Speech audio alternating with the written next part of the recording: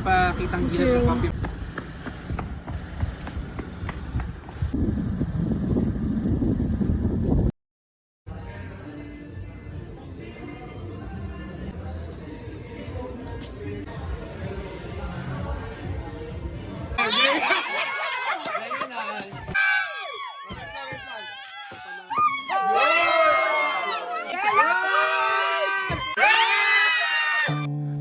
Hello mga kapitbahay! Happy Love Month! So bago magtapos ang month na ito, share ko sa inyo kung paano namin as a family in-spend or celebrate yung Valentine's Day together with a few of our kapitbahays here at First Park Homes, Calamba.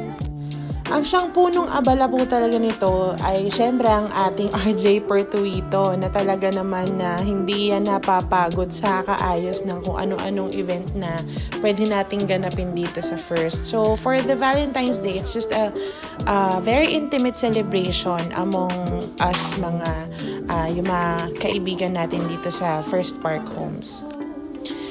Simpleng-simple lang siya actually, DIY lang namin yan lahat. Nanghiram lang kami ng tables, chairs, tapos yung mga cloth na yan. So, hiniram lang namin lahat. And then yung mga plates na yan, pinagsama-samang plates lang namin yung magkakapitbahay. Ang requirement lang, white. So, syempre, tipid-tipid. Wala naman kaming mga napkins. So, as in literal na tissue yung pinambalot namin dun sa mga spoon and fork. But, tignan mo, may pamenu. May centerpiece pa yan. And then, ito, we also made a table for the kids. So, meron din silang paper dyan and colors para ma-entertain naman sila habang nagde-date ang kanilang mga parents. Yung mga decors na yan, kinuha ko lang dun sa mga natirang pang-decor nung birthday nung kapatid ko. So, recycled actually lang most of the pang-design na ginamit namin dito. Kasi napaka-creative ng mga kapitbahays natin, lalo na sina RJ at Adam.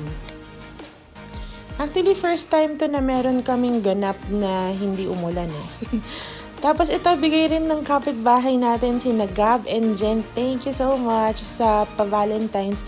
Ang sarap nun. Hindi ko lang alam kung saan nila binili. Pero wish ko sana ma-flex ko siya next vlog. Tatanungin ko kasi ang sarap niya talaga. Yan o yung cream puff. The best. Diba may pa-easel stand pa. Tapos ito na nga ang aming set up with love. So, nagkaayaan lang kami ng mga kapitbahay na mag-set up ng ganito, ng date night with our special someone.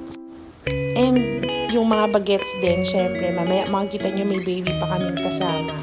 So, we wanted to celebrate Valentine's Day together with a few friends this year.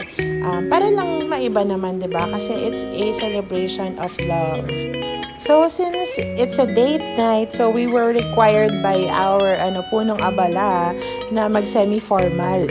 So, syempre, kahit dito lang yan sa village natin, effortan natin yan. Kasi, ang importante, gumagawa kayo ng memories together kung anumang trip nyong sama-sama, diba? And, ang maganda nun, hindi lang basta-basta kayo lang, pero kasama yung buong pamilya nyo.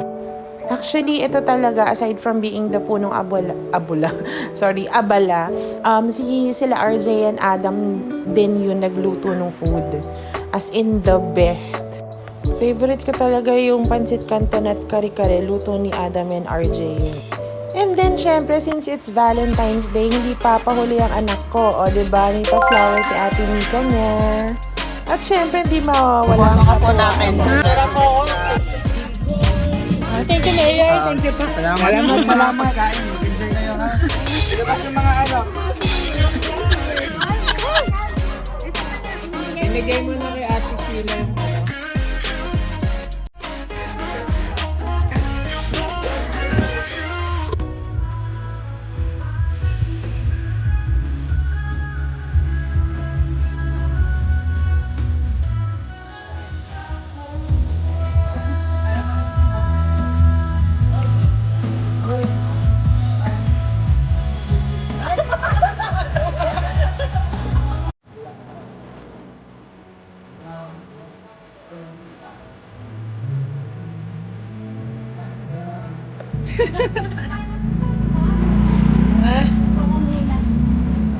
Sexy ah! Medyo malalim.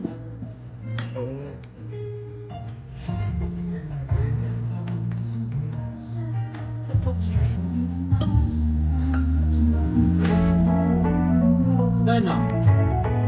Yun, no? Kain na si